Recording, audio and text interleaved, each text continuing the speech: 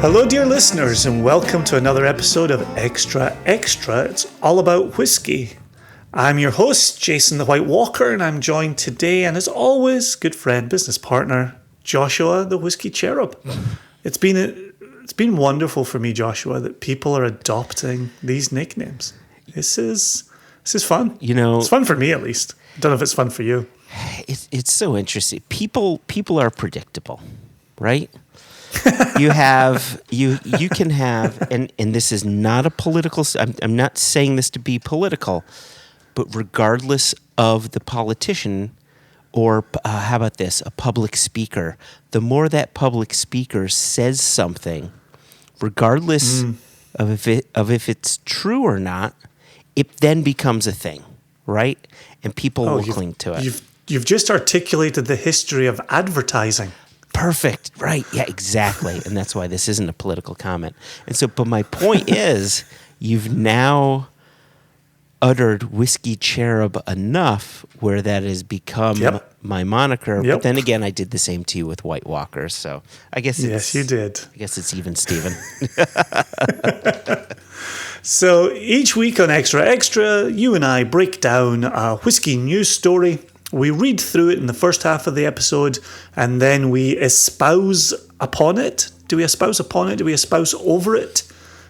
We have some realm of espousal happening. Yeah. That was espousal, by the way. I saw you glint in your eye there. Espousal. This week is my turn with the news story. I've tried to bring us a little bit of what I consider good news in the whiskey world, and so you ready? You've got Ichabod on your lap. Yep. I have a cat. Are we? I'm ready. My cat Ichabod is ready. We're looking forward to seeing what you've brought to the table. An article from the Spirits Business. Mm-hmm. The headline on this article by Nicola Carruthers is "Work Starts on £12 million Scotch Whisky Distillery." And this is actually a news story that broke this morning. And so this is from the morning of November 9th. Plans for the Scotch Whisky Distillery were first unveiled by childhood friends Ian Stirling and Patrick Fletcher in March 2017. It is thought to be the first in the Scottish district of Leith for more than a century. Leith, just outside of Edinburgh. Yeah. They pretty much touch one another. You can walk from Edinburgh city centre to Leith. I've been to Leith very with easily. you. We've done that. Yeah. Right? The site was originally due to begin construction in January 2019, with the distillery expected to be up and running by autumn 2020. So that's right now. They expected it to open its doors right now. So that's kind of what drew my eye. Partly it was the story is from this morning, but also as a couple of chaps in the industry who experienced delays, the fact that they thought way back in March of 2017 that they would be opening their doors right now, and instead they've broken ground. I just want to be very clear on this, though.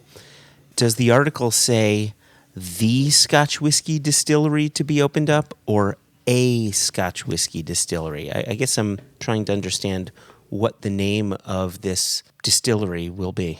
We will get there. Okay. We will get there. Very good. Yep.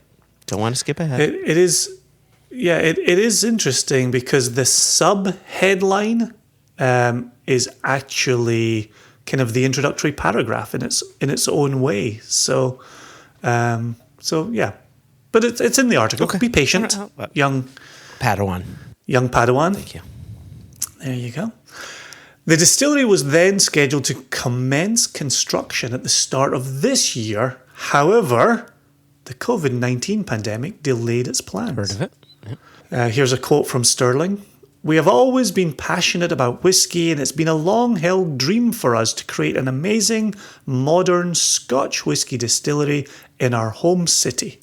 It began 10 years ago as a mad idea over a dram when we were working together in London, and it grew from there." Okay. Now, you ready for this, Joshua? Here come these details for which you are craving. The Port of Leith Distillery, that's its name. The Port of Leith Distillery Okay.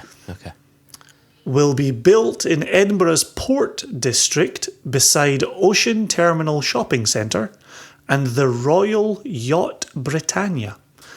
The site will feature a whisky bar on the top floor with views of Edinburgh Castle. It will also house 2 copper stills with the capacity to produce up to 1 million bottles of single malt whisky annually. Wow. Okay, that's a decent production size to start with. Right. Yeah. Right? All right. Once again, a quote from Sterling. Our ambition is to create an outstanding new style of Scotch using a modern approach based on years of research we have already undertaken and building on the remarkable heritage of the historic whisky district of Leith. So that ends that quote. Okay. The £12 million project, which is being considered as $16 million, has been funded by a combination of global private investors and whisky fans, including 2 unnamed drinks industry CEOs. Gets the mind racing, doesn't it? It does. Yeah.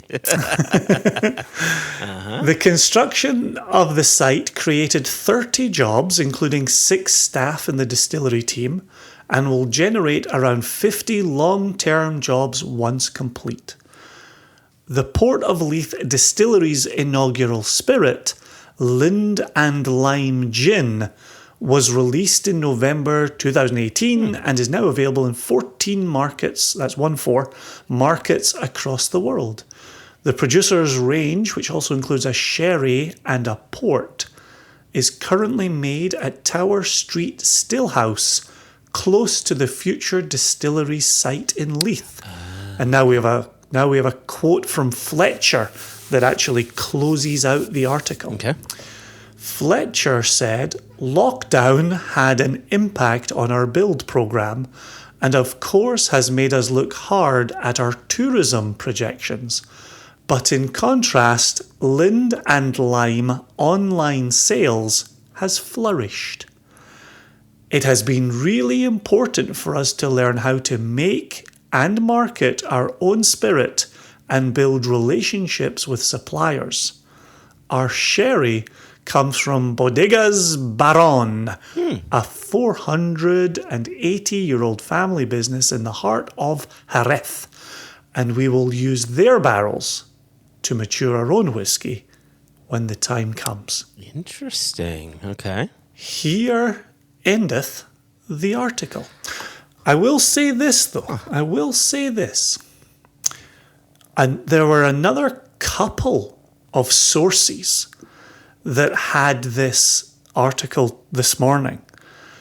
And they both described the distillery as Scotland's first vertical whisky distillery. Perfect. I was just going to ask you because I saw that. That's what I saw, right? That was the headline, Scotland's first vertical distillery. And so as you're reading this article, I'm thinking, okay, when is he going to mention the fact that this is going to be a vertical distillery? And the spirits business did not report it as such. Right? So because we've got time, I would like to include the BBC. We have not had an article from the BBC. We have not. The BBC headline is, "Work starts on Scotland's first vertical distillery in Leith." All right. Work has begun on Scotland's first vertical distillery. Foundations have just been laid for the Port of Leith Distillery in Edinburgh, which will be able to produce up to 1 million bottles of single malt a year. One of the things I thoroughly enjoyed this morning in reading from article to article to article was discerning what the press release said. because the press release has clearly said vertical distillery. Yeah. It's clearly given the name Port of Leith Distillery. It's clearly talked about 1 million bottles of single malt a year. It's been really, £12 million is the cost. It's creating this number of jobs. It's been fun piecing that together. So, so there's that 1 million bottles again. When it is complete, it will stand 131 feet, which is 40 meters above the quayside. Close, you might have heard this, Joshua, close to the Royal Yacht Britannia, with views to...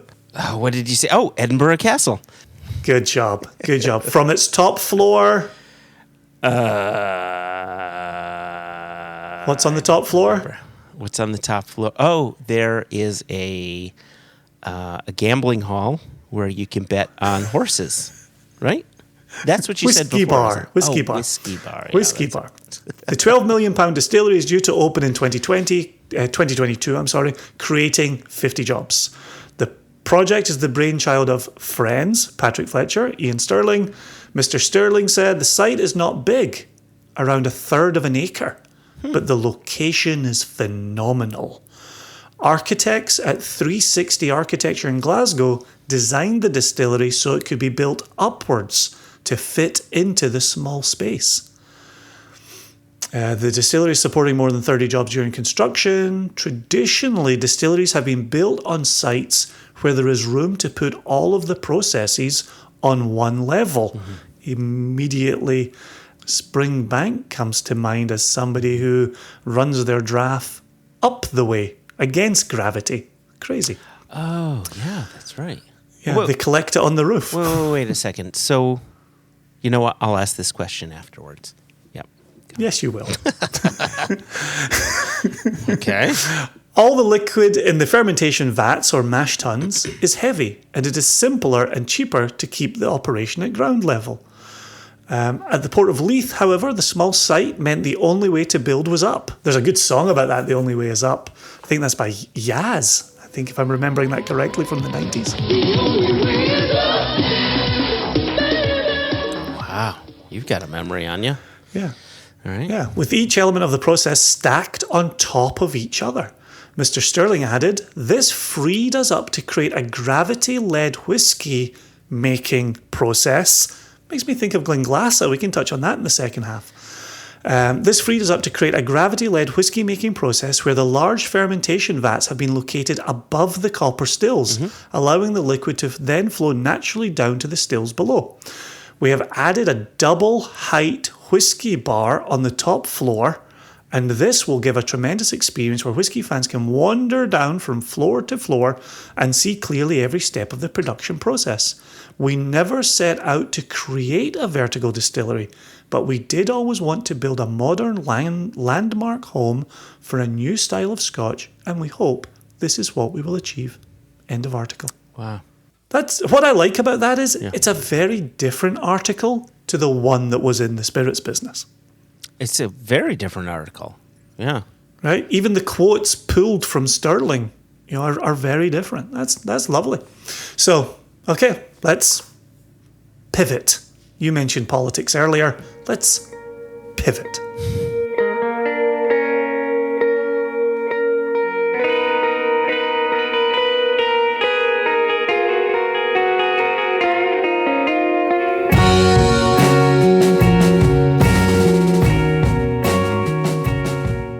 When you were reading the BBC article, when they first started discussing it as a vertical distillery, well, first off, you had said, oh, that reminds me of Glenglassaugh. We can, maybe make some connections there.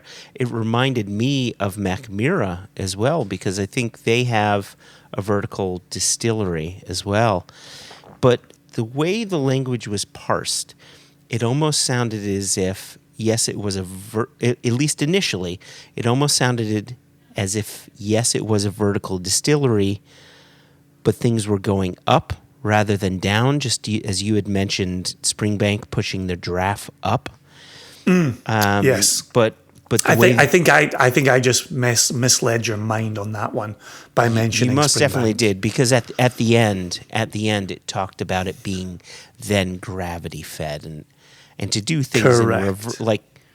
if you were to create a vertical distillery, it would seem bass backwards, as the kids like to say, to do everything going up. That's a whole lot of piping. That's a whole lot of energy. So it's nice to hear that this is going to be a gravity-fed production. Yeah. My mind in reading that, traditionally distilleries have been built on sites where there is room to put all of the processes on one level. That's the sentence that sparked my brain to think of Springbank, where yes, it's mostly on the level for them. There are some different sets of stairs you go up and down and move around. But it really is the draft that goes against gravity and is collected above where the mash tun is, which is a big ask, but it's clearly a space related thing. Once they do get the draft up into storage, though, they're then just gravity fed down into the truck or the trailer that comes to pick it up with the farmer. I do think, and it's obviously sitting on a much larger footprint, but Glenglassaugh, anytime you and I would visit Glenglassaugh, they would say, the water comes from over there, and you look at the hill, things are coming down the hill. You can see where the water first meets the distillery, but then they would say, this is where we would steep, and from here, this is where we would put the malt, and here's where the drying floor would be, and then that would go over to here, and barrels would roll down this hill here, and so they very much go from Glenglassaugh, which touches the road and works its way slowly downhill towards the beach, really, which is over the back of Glenglassaugh. Yes, yeah. But the processes were always working their way down, and then it's one aspect that I like about walking around a distillery is how does it flow, and how was the footprint conceived,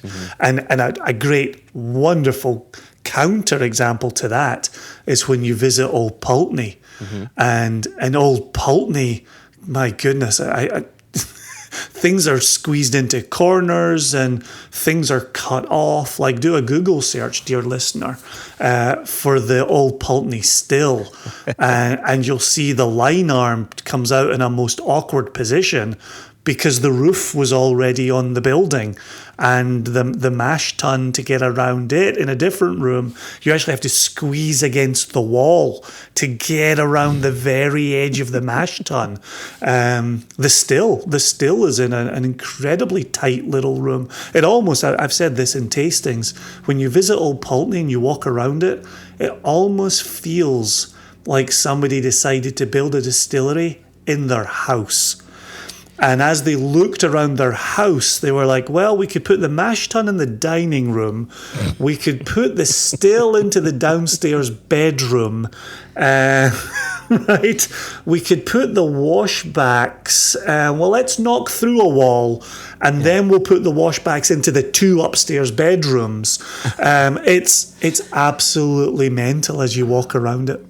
Was it Old Pulteney that, when they were looking to replace their stills, found out that the outer structure of the distillery was actually needed the still for the distillery itself to remain in place? You're so close. Okay. You're so close. It was a washback. Oh, it was a washback. Okay. They went to replace one washback. And as they started dismantling it, they realized the washback was holding up that corner of the distillery. And so then they brought in scaffolding, internal scaffolding, that then held back the walls as they pulled out all of their washbacks. And they redid the entire structure that was surrounding their washbacks. Okay. Yeah, I've got a photo. I was there on site on the day they had everything pulled out, and I've got that. I had to take a photo for posterity. The downside is I haven't been back since they rebuilt it, so I could do the side by side photo. Yeah. But but yeah, that was remarkable seeing that. So I need to take a bit of umbrage with both reports. Oh gosh. Umbrage is a harsh word, so maybe Like maybe umbrage with a very small U. Okay. Could you say you have to take pause, or you take pause with these two reports? That's so much better. What I like about that is A, it's more accurate, and B, it's a shorter word, right? So I like That's that. what I'm here for. Right. So both versions of the article talks about these folks looking to build a modern distillery to create a new style of Scotch whiskey. I love it. We're on the same page. Please continue, Mr. Hatton. The idea of gravity-fed production is not a new one, right? William Delmy Evans had done that with both Macduff and with Glenallachie, where, yes, they're not vertical distilleries, but they were able to produce whiskey in such a way where you didn't need pumps. All you had to do was rely on gravity, right? So not vertical, but still, rewind the clock to 1967 for Glenallachie. I forget the year for Macduff. It was a little before that, I want to say, in the earlier 60s. So what is making this modern? I do like the idea that it is, 130 some odd feet high, so therefore it's 13 floors high or so.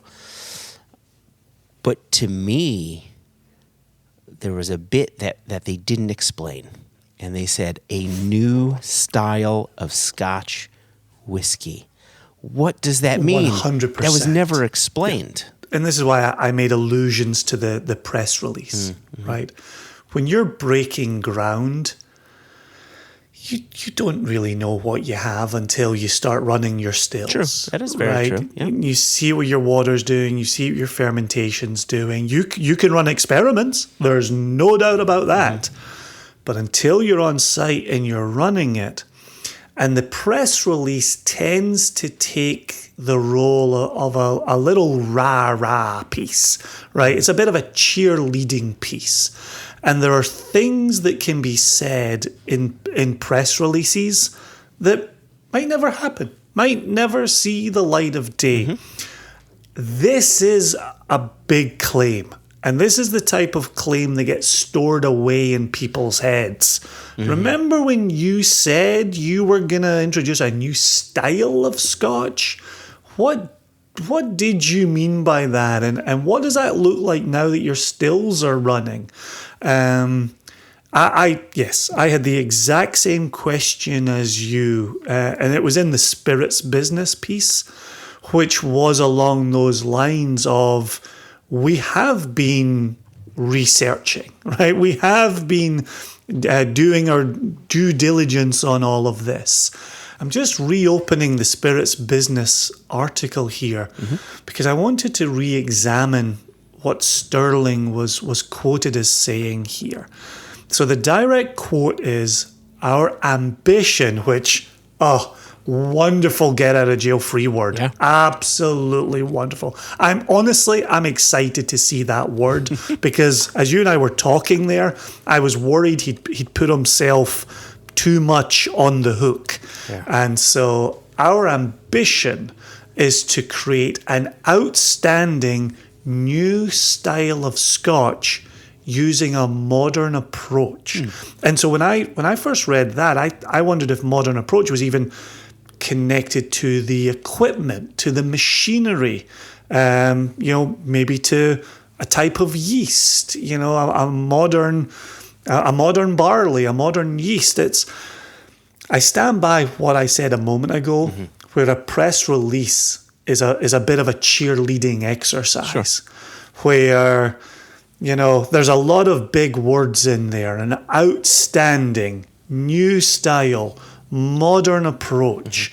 Then goes on to say, based on years of research we have already undertaken and building on the remarkable heritage of the historic whisky district of Leith.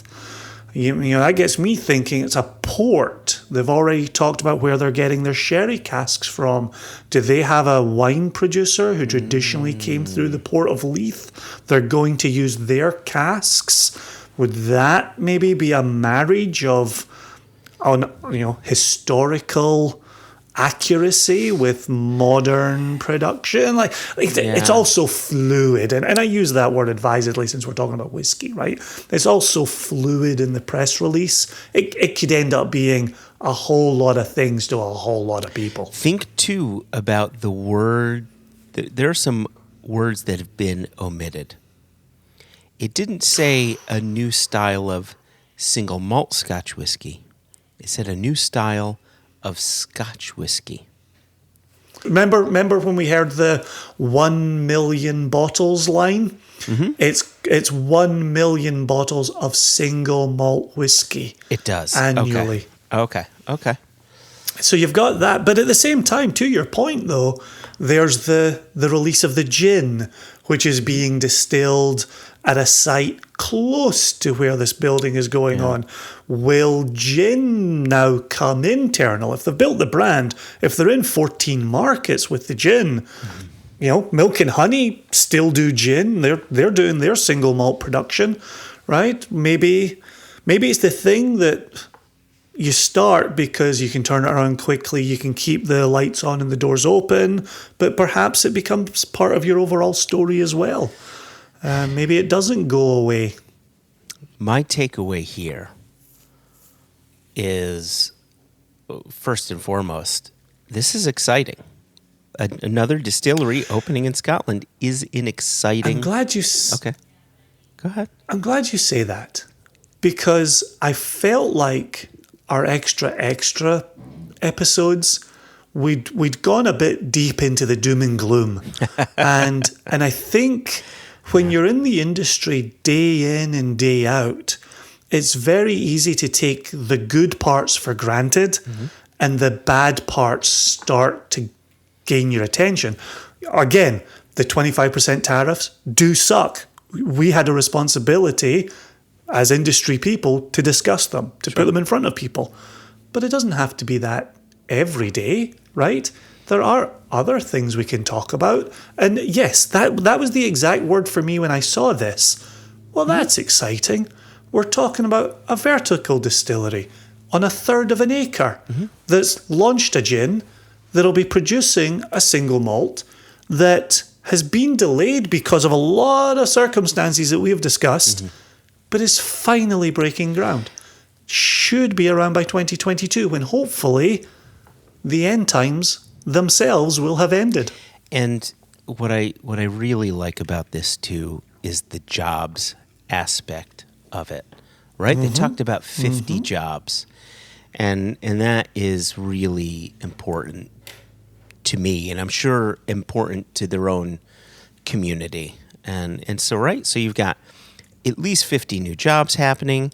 You have a new whiskey distillery popping up. It's got a cool vertical design to it.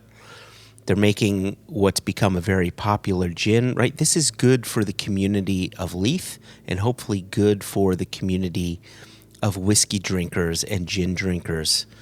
It is exciting, and while the details are a bit scant and the language is, like you had said, it's more cheerleading than anything. At the end of the day, and I hate that term, it's exciting stuff, and it just makes me want to keep an eye on it, see what comes from it, and just like what we've done with Clydeside Distillery. That's a distillery I'm keeping my eye on. I want to see what happens. The people at Morrison Mackay opening up a distillery. I want to keep an eye on that. Well, we just discussed the new Douglas Lang distillery with Cara Lang on the last episode of One Nation Under Whiskey. Exactly. Yep. It's one of those things where Scotch whiskey has built and been built on tradition for so long that it's a little hard to see somebody say we're breaking ground and to know what that's going to look like in 200 years, right? Right. And so, so they're not going to get that type of buy-in from us, but we should be excited to hear new stories and new propositions. And this is the thing, when this chap, Mr. Sterling, is saying our ambition is for a new style of Scotch, yeah, you're getting my eyeballs, you're getting my ears, but I'm also going to hold your feet to the fire, right? I'm going to follow up and say, did that come to pass? And what's that like? And what are you doing? Because the one thing we all know is without a point of difference, you have nothing. And we've spent so long saying Scotland's most northerly distillery on the mainland, Scotland's most northerly distillery on an island, Scotland's highest distillery in the winter. You know, and those clearly just don't mean anything. But they've already been, you know, attached to the distilleries. And so now you're a vertical distillery. Okay.